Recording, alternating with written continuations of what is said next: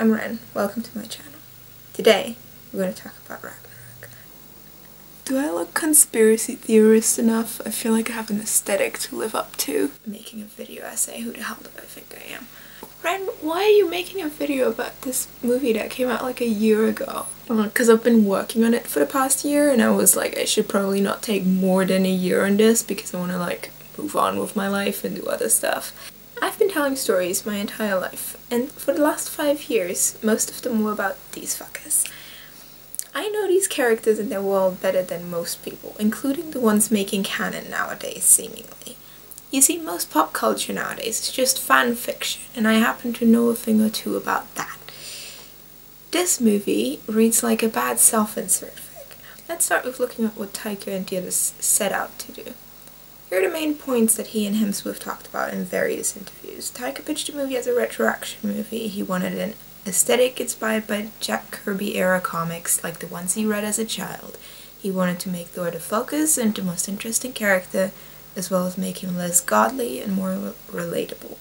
He wanted to use improv to make the dialogue feel more natural, and finally, he wanted to have a new, more lighthearted take on superhero movies and go off the formula. So far so unproblematic, right? But that's not what we got, is it now? Let me elaborate. As far as I'm concerned, this movie was made by unsupervised children, not professionals working on a $1 million Hollywood movie.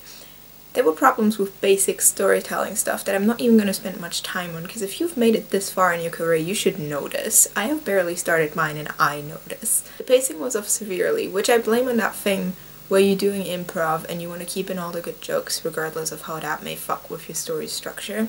Don't skip story and character development for the sake of unimportant jokes and details. These characters have almost no interaction despite supposedly being on the same team. This improvised snake story is obviously more important. Where was this beloved character, who was an integral part to the other characters' lives, previous movies, and their connections to the bigger universe? Oh, we don't know, but have some slapstick. Instead, we got so much unnecessary information. We got to see how every little part of Thor's costume changed, how Loki got trapped and Thor got to the Sanctum Sanctorum, the whole trip to the hangar, through at least 5 password-protected doors, an in-depth explanation of the Red Portal, a whole B-plot worth of Heimdall trying to evacuate Asgard, way more screen time for Grandmaster than would have been necessary for the character. Y'all just had a Goldblum and wanted to use the shit out of him. I could go on, but you get the gist. All that screen time could have been used for other things like flashbacks, team building, character interaction, or answering literally any of the following questions. Don't make things more complicated than necessary. Give characters a specific power set, connect things that can be connected. Don't make your characters change environment dramatically for no reason. Also, don't make things too simple.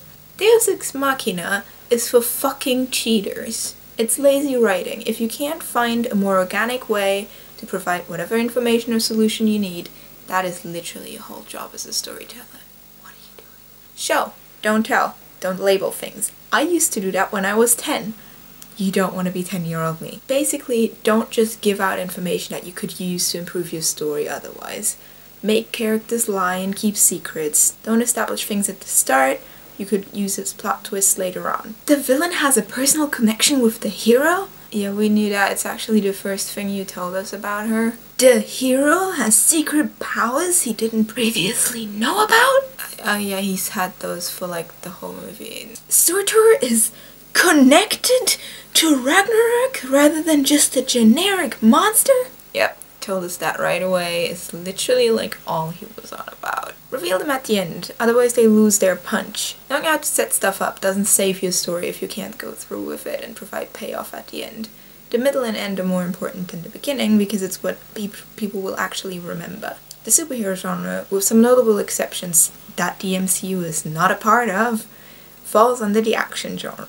If you pitch your movie as inspired by old action movies, you should probably make sure there's some action in it, right? Don't make your characters stand around when there's danger afoot. Don't let them float along on the course someone else set for them. Don't make them be passive in a situation they should definitely be active in. Don't slow down the action for no reason. Show us the Burdensons team up in an epic fight. Show us Val and Hulk sparring. Show us the goddamn heroes face off against the villain. And let them break things that are not already broken.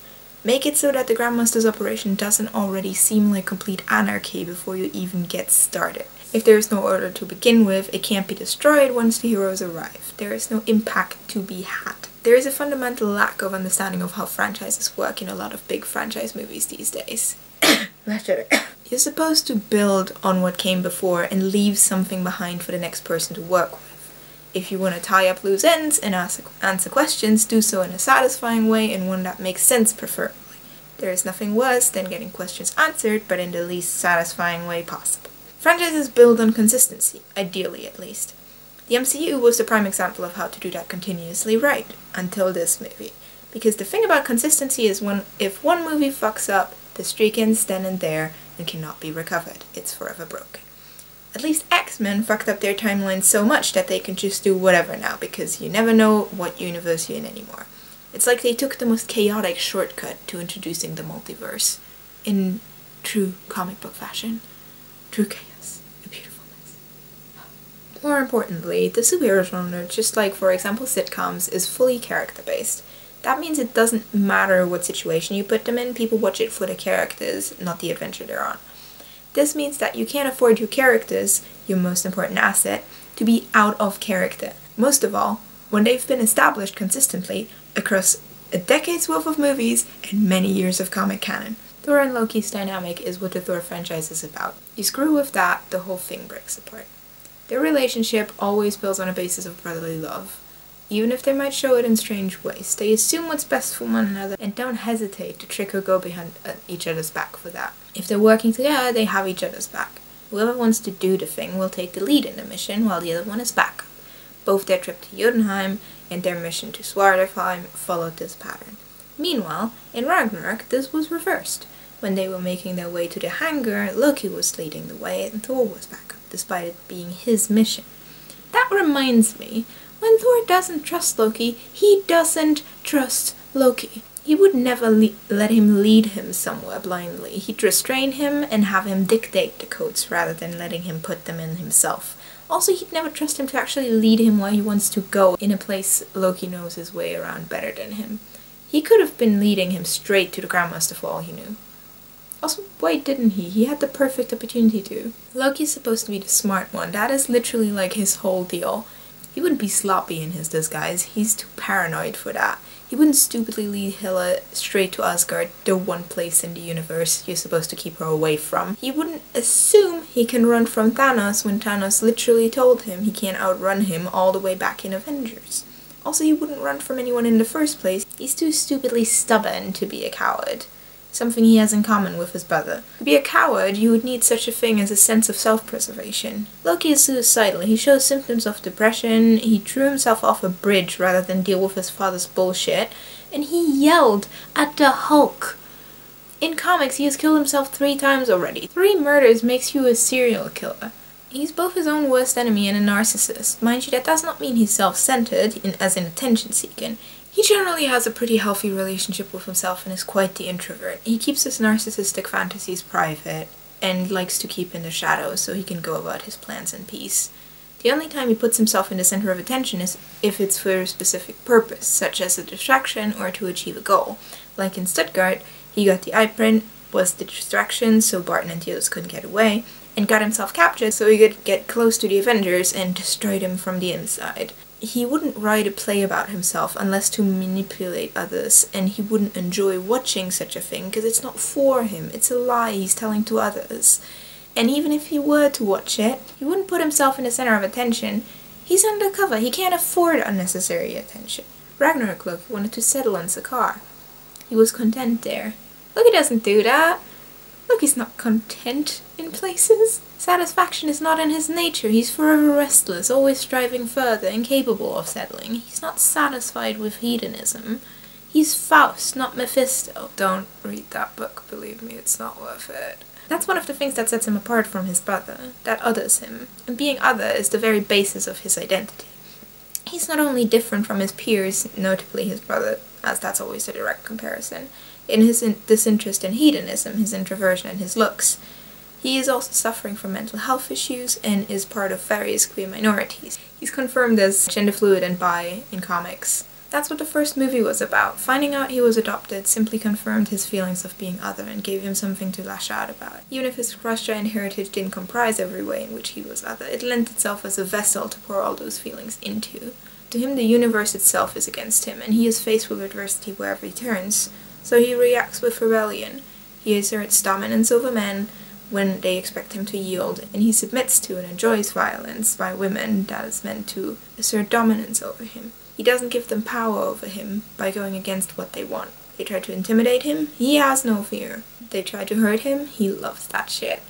They want him to submit, he makes them submit. They want to control and limit him, he will use whatever power he has left to fuck up as much shit as possible or regain his freedom. He uses this as a form of self-validation, asserting his freedom and not letting himself be made a victim. He shows them he is the one in control, and they can try all they want, they can't do shit to him. It might not be the healthiest kind of self-empowerment, but it's definitely effective. Based on this pattern, in Ragnarok she should have asserted dominance over Strange intellectually and in magic ability rather than physically, asserted dominance over Grandmaster, and done violence to him if he'd gotten too grabby with him. He doesn't tolerate sexual harassment or assault. We've seen Loki's reaction to that stuff in comics. She wasn't having any of it. He would have enjoyed whatever Val might have chosen to do to him, submitting rather than be overly violent to her. He wouldn't have asserted dominance over Thor. He knows his brother loves him and doesn't pose a threat. And after the betrayal, Ragnarok Thor didn't pose a threat either. He would not have asserted dominance over Korg and the others because they helped and accepted him and also did not pose a threat. Taking these things away from Loki and giving them to Thor doesn't work because these are Loki's defense mechanisms. As somebody who is different, a minority, and has mental health issues, the world is out to hurt him and he needs them in order to protect himself. Thor isn't a minority, he is beloved, he isn't under constant attack, and even if he was, he is not mentally ill, he has functioning coping mechanisms and the strength to deal with stuff normally. He isn't as easily hurt, and he doesn't need to reaffirm control because he already has it. Taking away Loki's ability to defend himself and giving his lashing out to Thor leaves Loki vulnerable and Thor unreasonably violent because he isn't weighed down by the constant attack that makes this violence necessary for his brother. For the first time, it felt like violence was happening to Loki because for the first time he couldn't protect himself, and with that the people who identify with him against it anymore. Hedonism is the pagan norm. Regular Thor conforms to that. He loves having fun with his friends, drinking, romance, fighting. He's the least stuck-up person even in his peer group. He wouldn't be uncomfortable with nudity. He'd strip down next to Hulk and talk about the virility of the nude male body to the point that Hulk'd be the one to feel the need to put his pants back on. He'd compliment Val's drinking prowess rather than judge her on her alcoholism. He wouldn't be grossed out by Grandmaster's orgies. He'd congratulate his brother on getting laid. He wouldn't try to get his friends off the sex, booze, and fighting planet. They'd have to get him off it. Thor's defining quality is love. He has so many feelings. He loves his family, friends, all the 9 realms. He always stays happy and positive unless outside forces actively upset him. He always sees the best in people and raises them up. He is overly supportive, sometimes to the point of being insensitive. He doesn't care if he's the fish out of water because he loves everyone around him. It doesn't matter that they're different from him. He's confident in himself through his unquestioning self-love. He's brave, he's selfless, he knows humility. He's an incorruptible force of good, as he should be. Instead of being defined by love, Ragnarok Thor was straight up a sociopath. Void of emotion, he didn't show any real attachment or love, despite verbally insisting on the opposite. He instantly seemed to forget about anyone or anything he supposedly cared about. He also didn't handle being on Sakaar very well. He tried so hard to get off it, not because of Hela, but because he felt uncomfortable as a non-hedonist on a planet of hedonism. He was a stuck-up, vain, selfish coward and narcissist. He was a bully to his brother to the point of actual physical torture, and overly critical of everyone around him, constantly putting them down. He was the literal opposite of actual Thor in every aspect of his characterization. Real Thor would have mourned his friends, he would have been more distraught about losing his hammer, he would have cared about, included, and supported his brother. The reason the characters were so off, to a big extent I believe, is the amount of improv they had in this movie. Improv in the superhero genre I've only seen actually work in 2 ways. Either you have tiny bits of improv in a scripted environment, or you have scripted bits that sound like improv. The first one, so the only one that has actual on-set improv in the first place, relies on either the bits of improv being conservative enough not to define the character with them, or the actor being close enough to their character that they can pull off in-character improv. Robert Downey Jr., for example, just is Tony Stark. He just walks on set and does things and it works. The problem for Ragnarok's improv is that Hemsworth and Hiddleston's personalities are pretty much the opposite of their respective characters. Hemsworth is an actual funny person who can pull off jokes, while Hiddleston is a clueless sweetheart who is hilarious, but not on purpose. Never on purpose. And that ended up showing in how they portrayed their characters in the movie, as the exact opposite of what they usually are. In a genre that's as character-driven as the superhero genre, you simply can't allow yourself to risk your characters being OSC by relying on something as unpredictable as improv. Also, Thor must be like the worst movie to do that with, not only because of the specific actors, but simply because of how removed from normal human life his world is. From his medieval speech getting lost, references not working in context, to disregard for the difference between Asgardian culture as Viking-inspired people in our Judeo-Christian based society that even if you're not Christian yourself, you're still influenced by growing up. Ain't no devil in paganism, love. With a world and characters so different from your average actor or audience member, you need a script to get them right. One major problem with this movie was the combination of Taika's carefree brand of storytelling and his attempt at theming. Those two things don't mix. Theming means intention. It connects different things to make a specific recognizable pattern. Often this is used in order to manipulate its audience, whether it's to advertise one thing or demonize another. It's there to make you think in a certain way, to get across its message. It has a message. On the other hand, being carefree about certain things, so leaving them without deeper meaning, and hence without positive or negative connotations, can be useful. For example, not bringing up potential discrimination in a context that involves a minority character can normalize and humanize people of that minority, because the idea to discriminate against them in the first place is simply not present. Their minority status is no longer a problem, and they have the opportunity to show their true potential unhindered. Once you mix in theming, so intention and connotations, that carefreeness risks turning into carelessness, which in turn might hurt the very people it could otherwise be helping. A lot of parts of this movie were only problematic because of the thematic context they were put in. One example is the attempt at colonial theming. Taika is from New Zealand, and that was colonized by the British sometime in the 1800s. It makes sense in his personal cultural context to put that into his work and see it from that angle. Thing is, most people in America and Europe watching this movie probably don't see it from the same angle. You see, once you put racism and discrimination in a European pagan context, most of all a Norse Germanic one, you automatically get Nazis. There is no other option. It's just Nazis. And the idea of conquering other lands is included in that, meaning your little colonial theming automatically turned into white nationalist theming.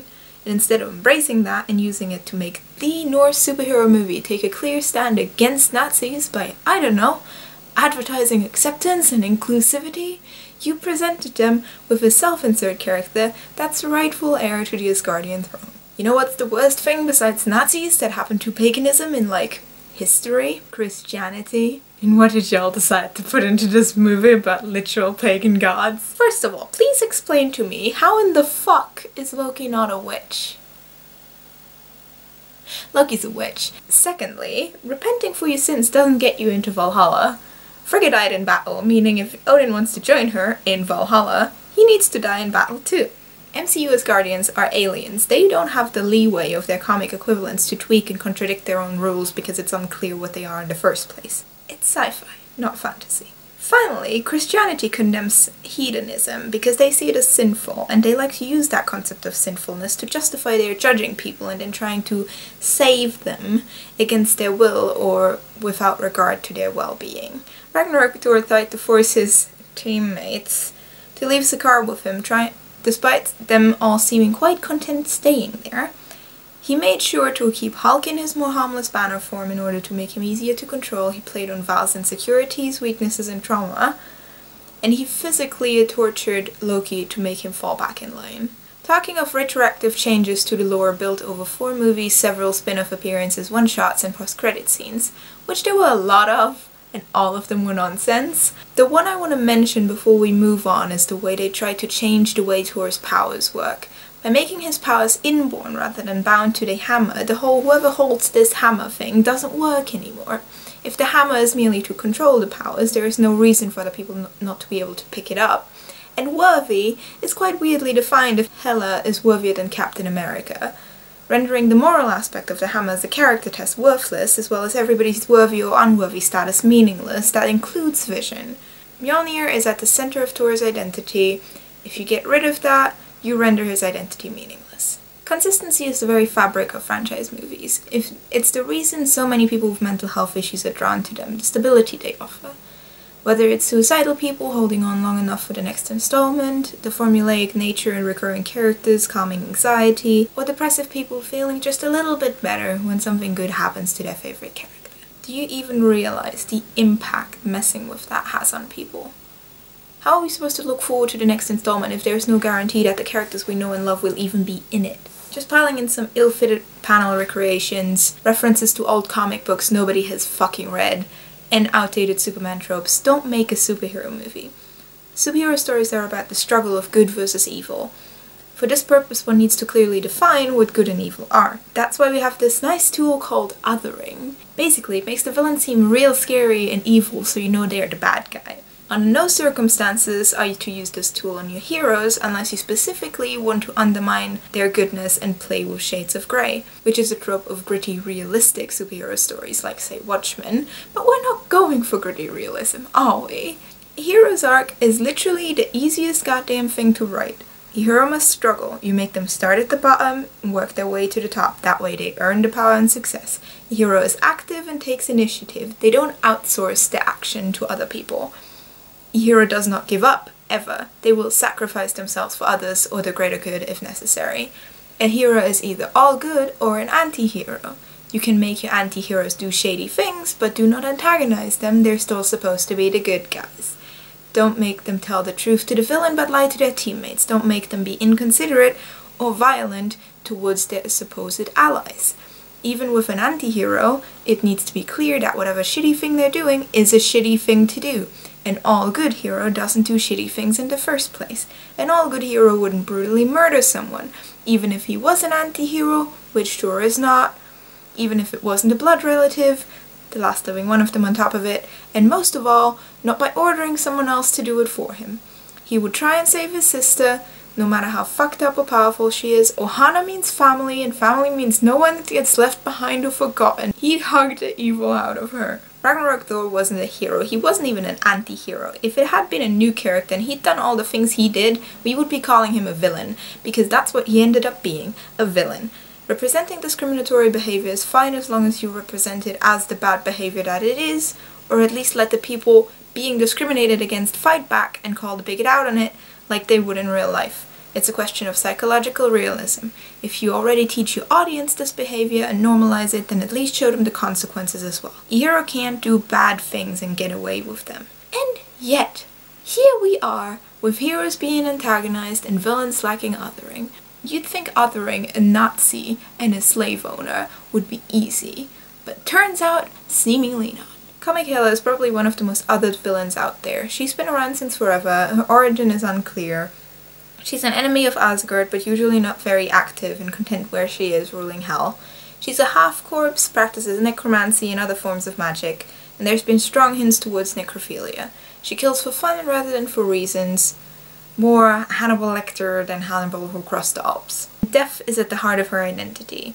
She is the incarnation of pure evil. Movie Hela's othering was completely undermined. Her origin was very clear, with known family ties, approximate age, species, and homeland. Her powers and claim to the throne were rightfully hers. She was a successful conqueror, warrior, and patriot. Necromancy was not part of her power set, she used it as a tool. It wasn't part of her identity. There was way too little murder, she only killed for actual reasons, like if somebody stood in her way.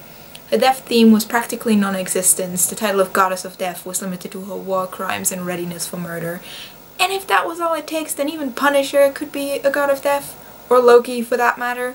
She was a regular Asgardian, a royal, a leader, rather than some mysterious evil other crawled out from the darkest corner of Helheim. And by linking Hela so deeply with Asgard, rather than alienating her from it, and then exposing Asgard's colonial crimes of the past in order to affirm her villainy, you end up not actually antagonizing Hela as an individual, but instead Asgard itself and all of its royal family, including the Brothensons. And they weren't the only ones. All four of our supposed heroes were antagonized. Thor was trying to dethrone the rightful heir that, rather than upholding the laws of the world he swore to protect, destroyed said world, instead of trying to find a better solution.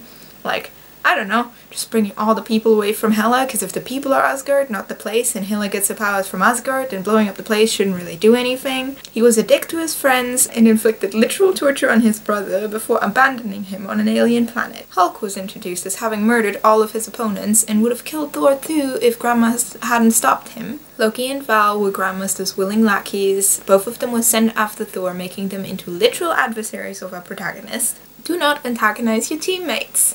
Don't pitch them against each other. Bring the characters closer together after an initial conflict rather than just delivering more conflict.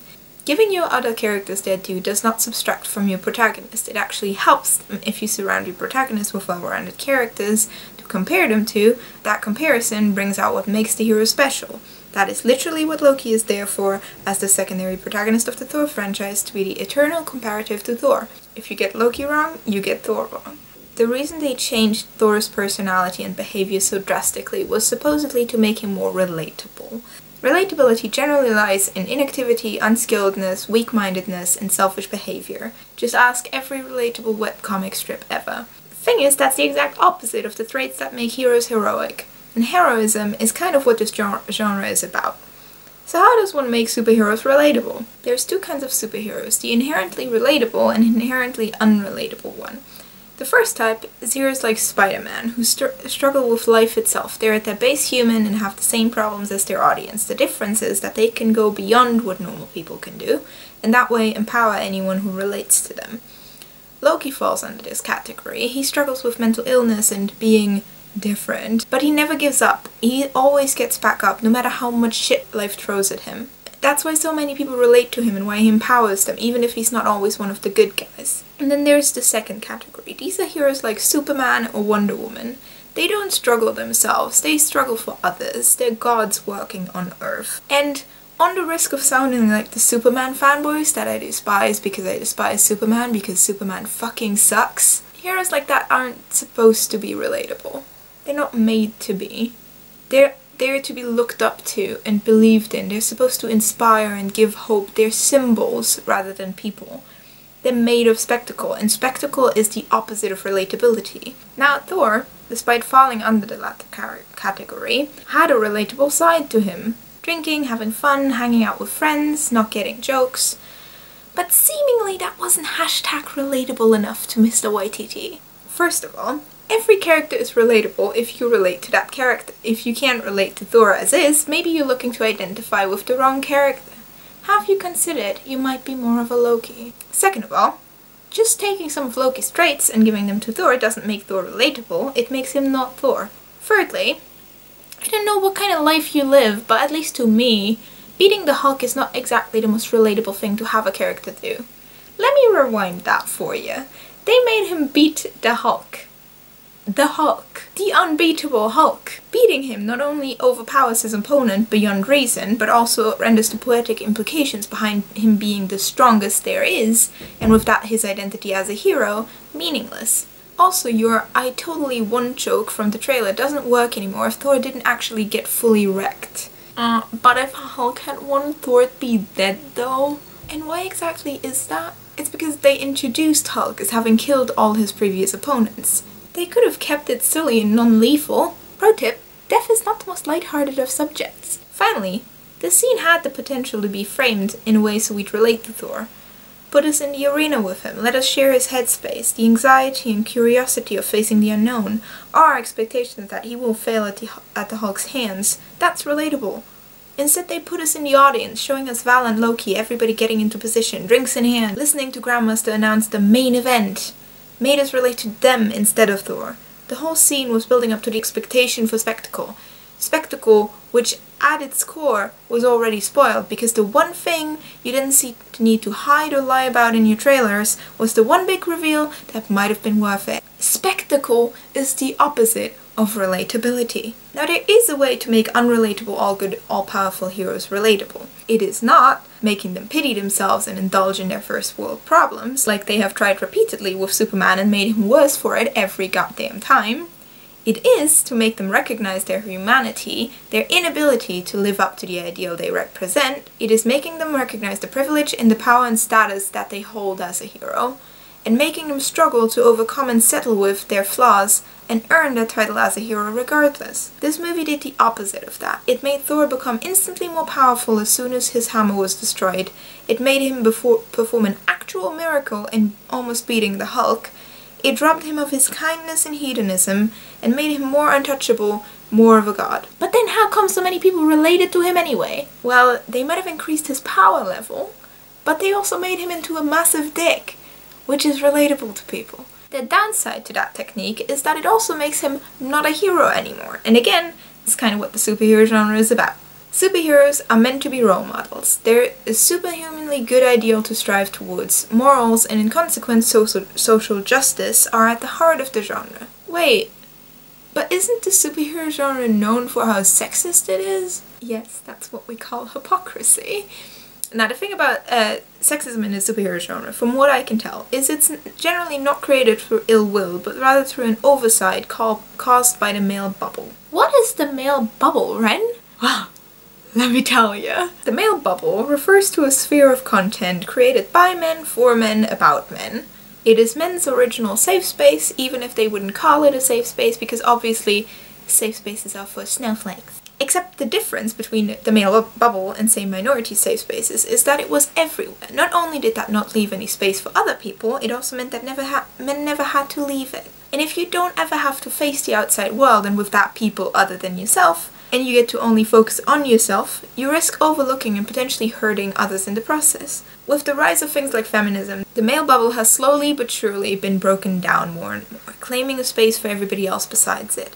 Some men might be left feeling like they don't have a safe space anymore because of that.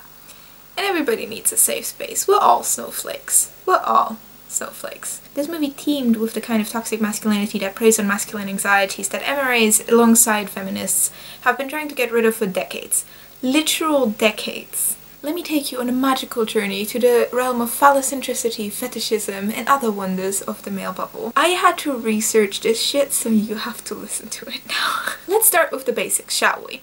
Patriarchy, in its original sense, refers to a system based on inheritance of the male line and the exchange of women in order to strengthen the bond between the male exchangers. Phallocentricity centers around the notion of the phallus. The phallus isn't a biological penis, but rather a symbol of masculine power. It supposes male superiority and is a binary system that divides into the masculine, that has the phallus, and the lesser non-masculine, that doesn't.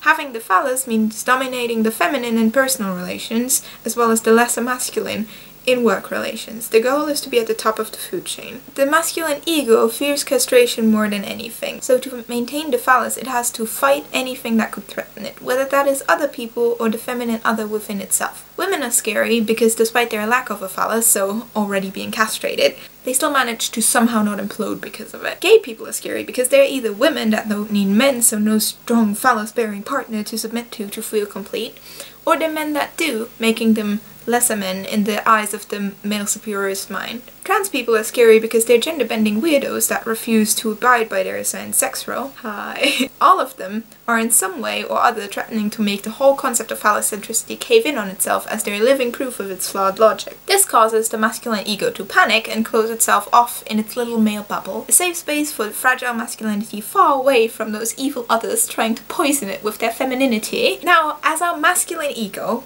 being straight, because heteronormativity, is still attracted to women, despite not being able to deal with the real thing, it needs to find a way to satisfy its needs in a different way. This is where fetishization comes in. Fetishization of women can be divided in three aspects. Women with phallic substitute, women without phallic substitute being punished, usually by the woman with the phallic substitute, and women as phallus.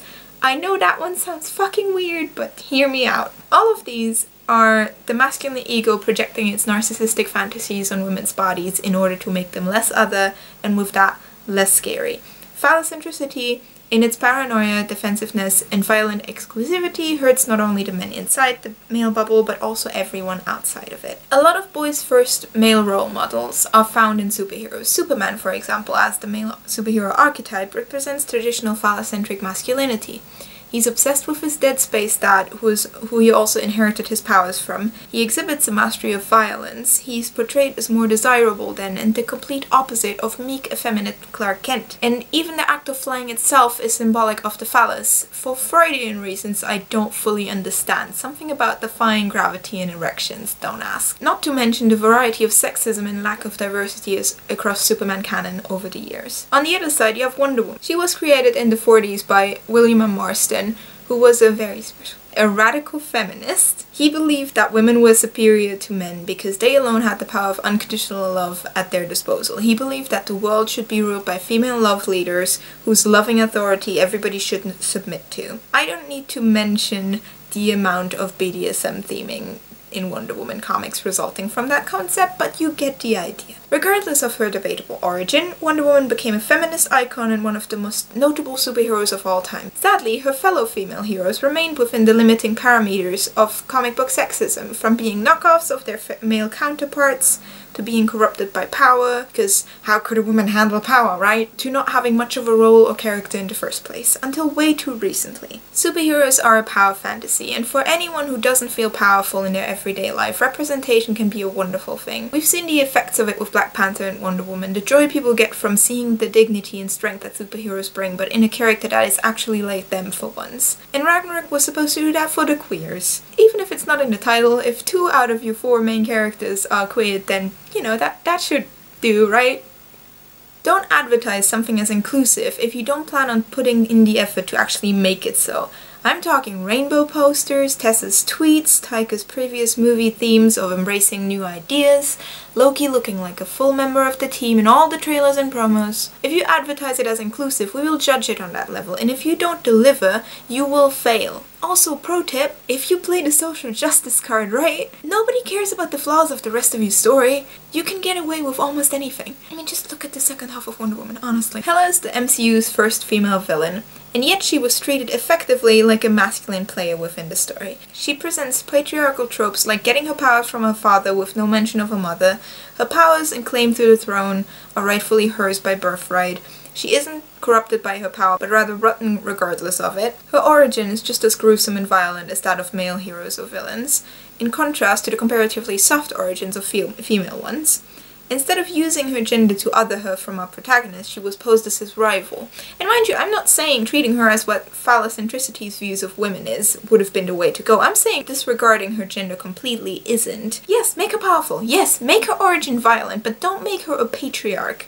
Make her a matriarch instead. Lean into the idea of feminine power rather than supposing there is no such thing and giving her a masculine one to make up for it. Let's talk about the Bechdel test. If your movie has 2 named women who talk to each other about something other than a man, it passes the Bechdel test. This isn't a serious measure of feminist media, but more of a very low bar to try and get over. And I don't mind movies not passing the Bechdel test, just like I don't mind them not passing its reverse. As an example, Doctor Strange didn't pass it, but its 2 female speaking roles didn't really have any reason to talk to one another, and that's fine, it didn't need to pass it. So it's not a problem that it didn't. The problem starts when a movie had plenty of reason and opportunity to pass it and went out of its way not to. Valkyrie didn't have a name. She does in comics. It's Brunhilde after the Nibelungen saga. It wouldn't have been hard to just drop that at some point, or I don't know, have the other characters ask her about it, you know?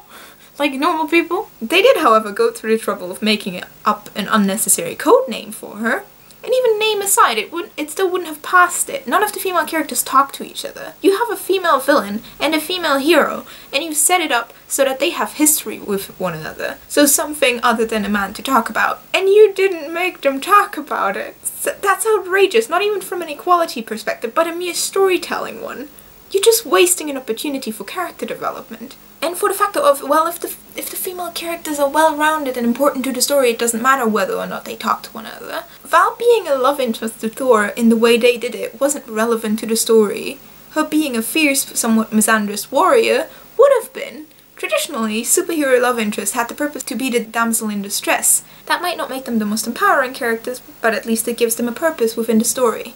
The thing about modern unnecessary love interests is that they no longer have a purpose. The story would be the exact same without the romance in it. They're just there for the sake of there being a straight love interest, because God forbid our hero be single for even just one movie. Let Thor be a strong, independent man who don't need no woman. This is why we need the MRAs in on this MGTOW shit. And if you want romance so very desperately, how about some other options? Keep Thor and Val in character.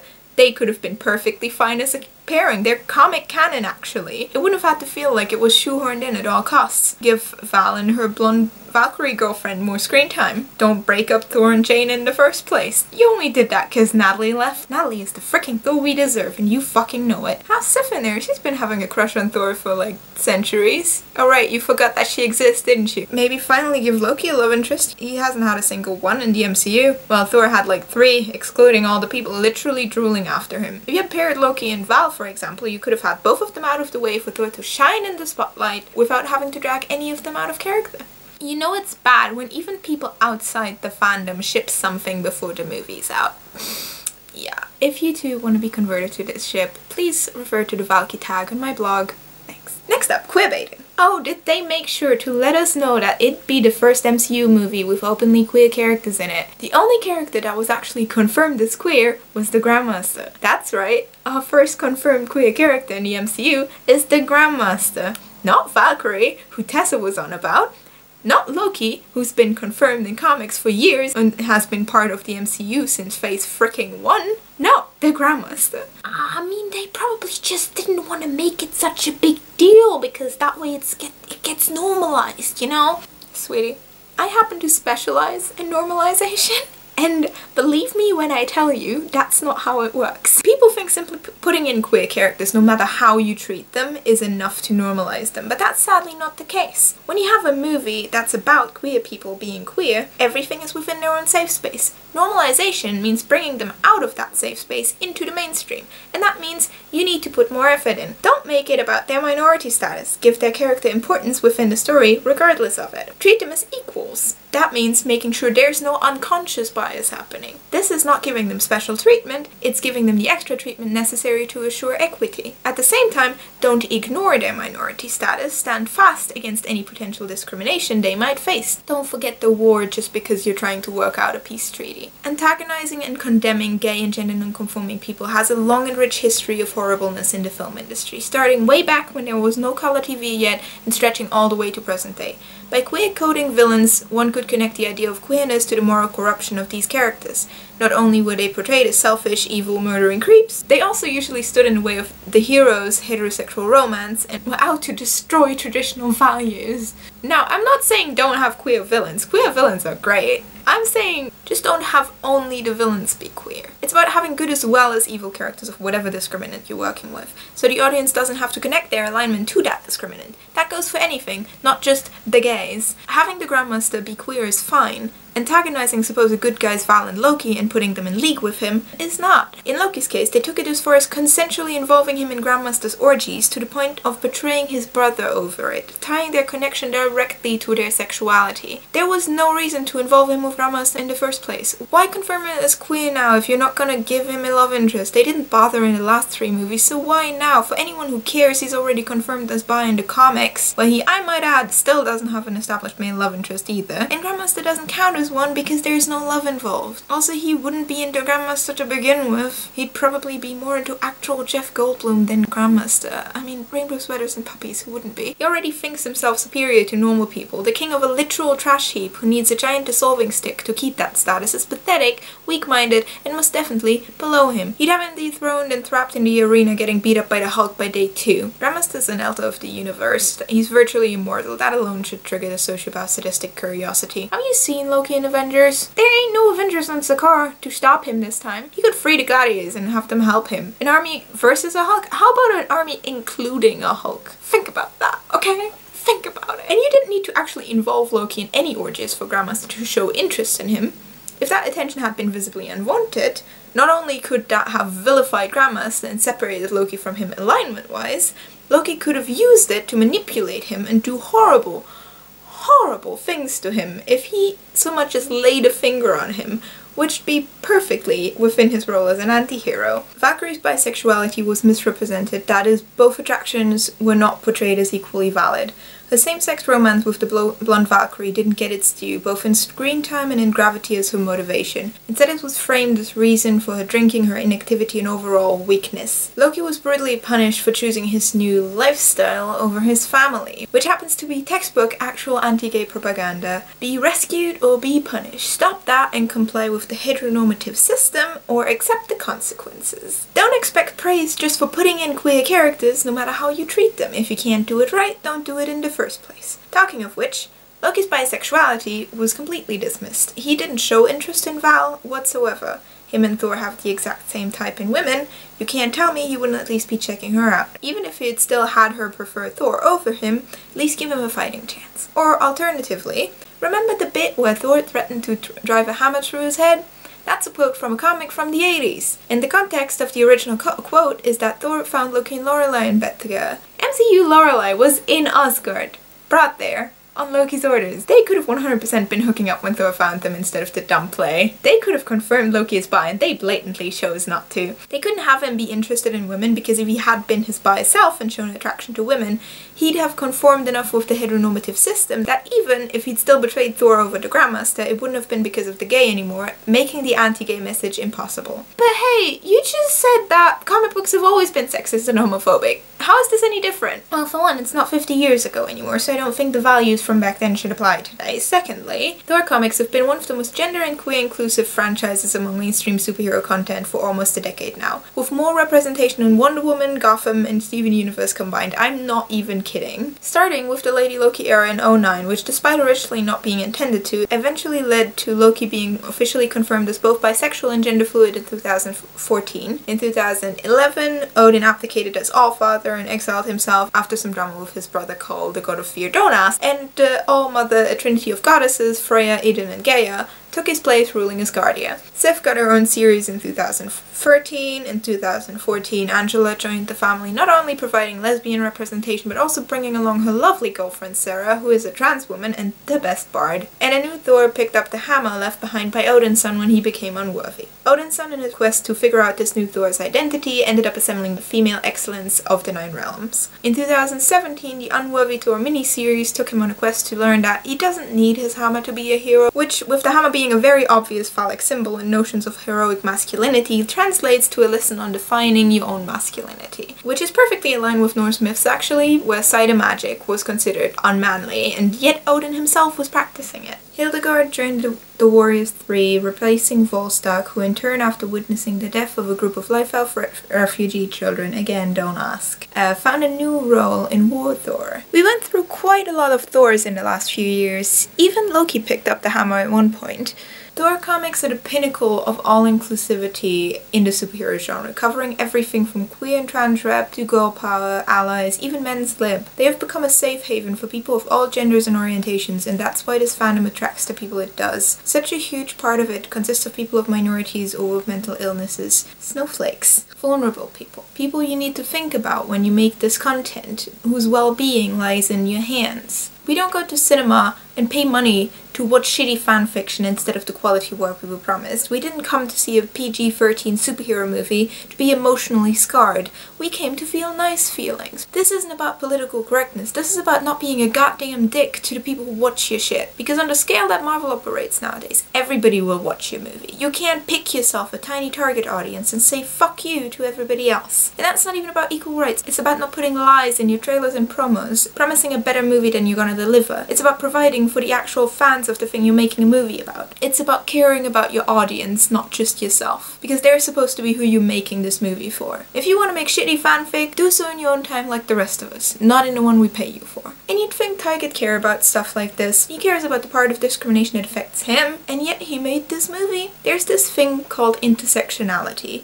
It describes the intersections between two or more different minorities. It's being able to think of your own shitty experiences and going, hey, maybe other people feel shit too. This isn't about willfully putting in discrimination, but rather about not making sure to prevent it. And this wasn't Marvel telling them to be exclusionary dicks, otherwise we wouldn't have gotten Black Panther, Ant-Man and the Wasp, or Captain Marvel either. This was Taika's responsibility as a director to keep his movie to these standards, and he didn't. Instead, he proudly stands by his work, either not realizing or not caring that he's done the exact thing to people that he doesn't want done to himself. Let's talk about what this movie ended up actually being about. The phallocentric fantasy. Essentially, this is a patriarchal coming-of-age story. In patriarchy, the role of the male child is to first be the phallus of the mother, Thonas, then realize that it can never truly be a phallus, so it must instead obtain the phallus, and eventually defeat the patriarch and replace him to become the new patriarch. Male or masculine superiority is supposed, so our future patriarch is by default still superior to feminine players, so women, queers, lesser men. In Ragnarok, Thor is at first inferior to other masculine players. Doctor Strange teleports him around, Hela takes away his phallus, Grandmaster shocks and imprisons him, he almost gets killed by the Hulk. Then he goes on to subdue or emasculate them one by one. When he couldn't do that, the movie made sure to get rid of them by either giving them the shortest screen time possible or straight up killing them off. If this wasn't possible, they were emasculated, whether it was Thor trying to keep Hulk in banner form at all costs,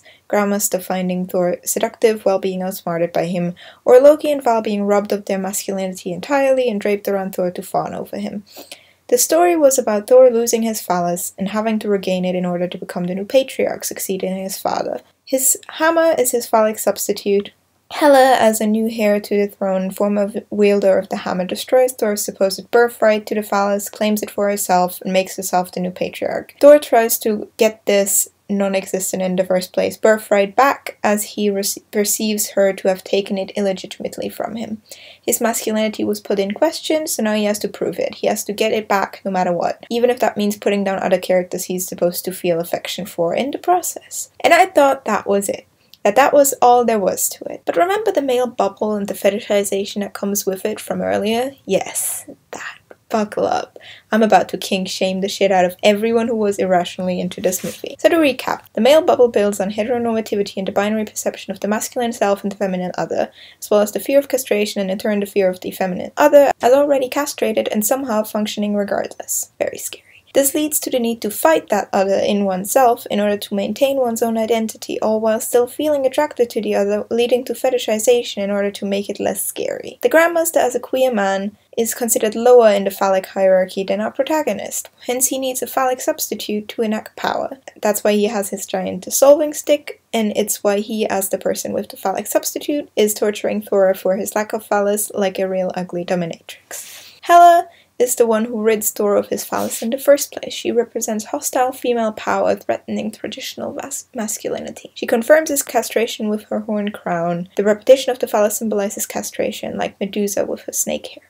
Now, her powers are innate, which makes her scary, as we learned previously that a woman should not be able to have inborn powers according to phallocentricity. Hela is an exception because she's being treated as a masculine player, but that doesn't render her not female and that doesn't free her from her sex role fully. So that's where Scourge comes in. She says she wants him as her executioner, just like she was Odin's executioner. It's the whole thing of being the phallus before attaining it. If she truly owned the phallus, she wouldn't need Scourge to help her. She's a woman regardless of how powerful she is, so she needs a phallic substitute, and that's what Scourge is. That is also why, as soon as he betrays her, she is easily defeated, she's castrated again, and with that reduced to a woman again. And because she was initially so scary, with her innate powers and castration hat, she wears a skin-tight full-body suit that can be fetishized in order to make her less scary. Talking of full-body fetish suits, Val is at first clad in hard leather, and then later in a full-body suit herself. The multitude of code names used on her are dehumanizing and reducing her to her job, her servitude. Her blasters, which she's introduced with, could be interpreted as double phallic. Again, repetition of the phallus is castrating, but less severely than Hela, meaning she's less scary but still scary. There's bondage theming. She ties up Thor and Loki, but ends up not going through with the dominatrix vibes, as she ends up submitting to Thor. Finally, she had a lesbian relationship. Lesbians are uber scary to the fragile male. They function without a phallus, and also there's more than one of them, so it's a double threat. They represent the ultimate menace to traditional masculinity, making them the ultimate fetish. In turn, the idea of subduing lesbianism is the ultimate power fantasy. Val's girlfriend gets pierced by a spear, so penetrated by a phallic object coming from Phallus the healer. She falls prey to the D. Val is left a mess without her lesbian relationship. The lesbian power is eliminated by singlehood. Later she falls prey to Thor's charm, non-existent. She could no longer avoid the D. The D is stronger than lesbianism. Lesbianism is weak and inferior to hetero stuff, because women only can never reach anything involving men. Basically just a whole lot of homophobia and misogyny wrapped up in all this. Finally, the deal with Loki. Loki was the representation of Thor's femininity that he's trying to get rid of or keep away from him. He's like the opposite of a phallus, the anti-phallus if you like. The anti-phallus represents feelings, dependency, weakness, and everything associated with femininity, including feminine power, but that power is dismissed. The anti-phallus is blamed for losing their father, losing the phallus, for everything bad that's happening. Thor is constantly checking whether it's still there, throwing stuff. It submits to Grandmaster and is in league with him and wants to stay. It expresses a wish for dependency and submission to a loving authority, in a sex way in this case. Having a sense of a place and direction. The gay shit and orgies it's involved in are like a forbidden pleasure. There's the temptation to give in, as femininity would like to, but man needs to fight it! Hela's resemblance to Loki and her being the origin to his looks takes any incestuous gay fantasies and fetishizes, heterolegitimizes, and antagonizes them all in one go. It also poses the long-lost sister's hidden reason behind Thor's own femininity. Val capturing Loki expresses a wish to have part in female interaction, a lesbian envy, if like. It's a wish to, again, submit to loving authority in all its bondage ways. Except your feminine side would do that. So that's bad. Feelings are bad. When the anti-phallus tries to do a thing, to take control, it gets punished until it falls back into line and works for Thor's goals. It tries to help, to be independent, but it is put back into the box Thor wants to keep it in, the way he wants to perceive it, reinforcing that even with evidence that that perception is wrong, it's useless, weak, and holding him back. He fights, suppresses, excludes it from whatever he's doing, rather than embracing it and making it part of his team, using it to become stronger against the actual enemy. This is also Taika and the others being Thor and suppressing Loki, not realizing that he makes the franchise stronger, just saying. At the end, Val stands between Loki and Thor repeatedly, the hetero love interest, as the only way to keep Thor's femininity at a distance, if he already can't get rid of it, so he can still be a proper man. The irony in all of this is, Thor still fails at reaffirming his masculinity. He's being inactive, having others do stuff for him. He is insecure and needs affirmation rather than finding it within himself. He cowardly fights and ignores those insecurities rather than facing and overcoming them. Phallocentricity, heteronormative, hence gay shit would be considered unmanly. Still, there is a focus on other men and masculinity rather than the female love interest. Whether it's Thor's obsession with his father figure, the win that is Grandmaster calling him seductive, or demanding Loki's affection and loyalty for himself. This was also the most gay, torquey feel canon has ever had. Usually when there's shenanigans, it's the straight version in comics, from hitting on Lady Loki before realizing who she was, to still having Loki on his list for who Lady Thor might be even after she kissed him. All while not showing interest in or effort to please the female love interest. The hetero pursuit takes second place behind a narcissistic obsession with men and masculinity, which might actually be the most out-of-character thing for Thor, as he is like the straightest person in existence. Whether it's his admiration for women in all their strength and beauty, his clear differentiation between identifying with people of his own gender and his attraction to the other, or his different attitude to Loki before and after Lady Loki first happened. And finally, he needed Odin to tell him what to do, even after death. How about you use those brain muscles of yours to figure out a way to beat the villain, bitch? Losing an eye to parallel his father felt wrong because he didn't earn it. He didn't succeed in becoming the patriarch because he failed to become independent. In the end, they simply did not manage, or rather did not care, to understand what Thor is about. He is the emotional core of this franchise, the heart you ripped out alongside the brain. All these Superman tropes and toxic masculinity did not feel right because Thor isn't Superman. he's Wonder Woman. And I don't mean the many similarities in their stories, no, I mean their very essence, their greatest power. Thor's strength does not lie in the lightning storm of thunder, not even in the hammer. It lies in his unconditional, limitless, and superhuman love for everyone and everything around him. His love is his defining quality, his motivation, and his greatest power, just like Wonder Woman. He is a male love leader. He isn't fazed by being a fish out of water, by being different from his friends and family, because he loves them anyway and accepts them for who they are. He always believes in the best in them. It's why he keeps coming back for Loki, why he keeps believing in him. It's why he fights to protect everyone. It's why he's a hero. He's the ultimate ally. Him being a straight white male is actually really useful for that. Being part of no major minority himself means he can represent all allies equally. Also, loving people that are different from you is like the straightest thing ever. That kind of character is an important part of any inclusive media. Having ally representation is essential to supporting one's minority characters and in turn to eventually achieving equality. And giving the majority the chance to have a role within this new system and to be useful within it makes them feel included, as they should be. Equality is for everyone. Superiority mindsets are toxic because they preach that the only way to release emotion is via anger, aggression, and violence. This is not good for yourself or the people around you. Without mindsets like these, everyone involved would have a much less stressful life. Nobody would have to get upset at being treated equal, and nobody would have to deal with the discrimination that comes from that. The thing that still baffles me after all these months is how someone could make something this toxic while being the freaking poster child of positive masculinity on the very set they were shooting this. This movie was lying about what it was in so many ways. That's the reason why nobody could put their finger on why they liked or disliked it. People who expected an actual Thor movie couldn't figure out why it rubbed them wrong. Meanwhile, it resonated so deeply with others. It resonated with them because it expressed turmoil within the male soul, the helplessness and fragility it was left with in the face of losing its safe space, and its inability to cope with that because the toxic, violent, and traditional way it was raised in didn't prepare it for that situation. Men feel powerless for the first time, and not even Superman can fix that. They don't identify with heroes anymore. This is a cry for help. A cry from a male ego that feels lost and that needs liberation now more than ever. It is okay to express your struggle, but in this platform it wasn't appropriate or a priority and could have been done in a way less harmful way. This isn't about political correctness, this is about human kindness. That's what Thor brings. Kindness, love, and hope. Everybody needs that. Everybody needs an ally sometimes. Don't deny your feelings.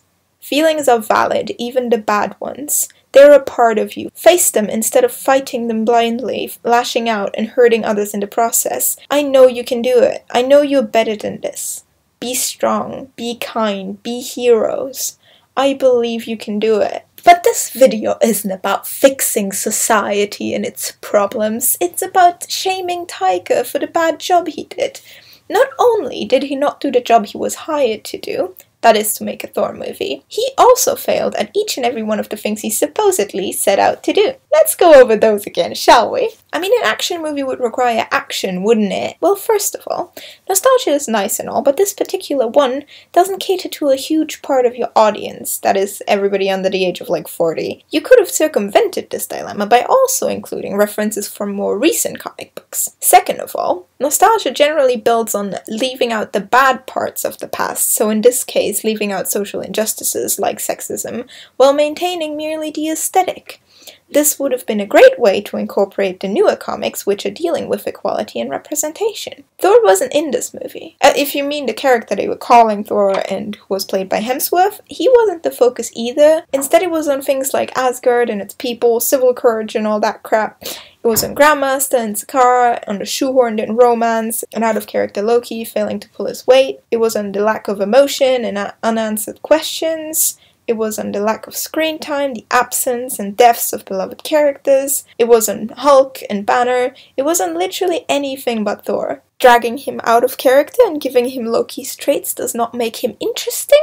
If you're incapable or unwilling to put in the work to figure out how to make him interesting in character, why use storyteller in the first place? That is literally your whole job. You drenched him in power and spectacle, making him more of a god and less relatable in the process, and then you try to counteract that by rendering him less heroic and more of a dick, making him relatable to a degree, but also making your movie not a superhero movie anymore. The improv actually made the dialogue feel less natural within the story. It lost the medieval way Asgardians have been established to speak. Everybody sounded the same, references didn't fit the context, out of character acting, just a disaster all around. It wasn't a superhero movie in the first place, as just mentioned, but also changing characters and lore 5 movies in, as well as killing off characters and not acknowledging the emotional impact that has on the characters in the story as well as the audience, makes it more traumatizing and gritty by accident than if you had tried.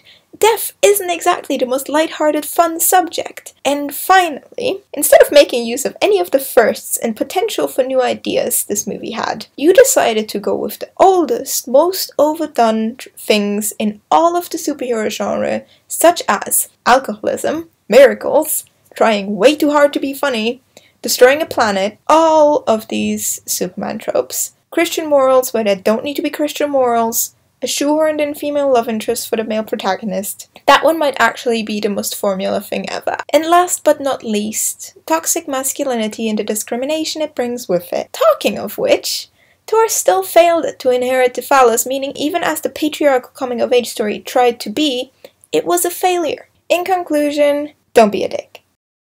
These damn fanboys always criticizing the big movies with nothing to show for. Do it better than if you know so well. Ha!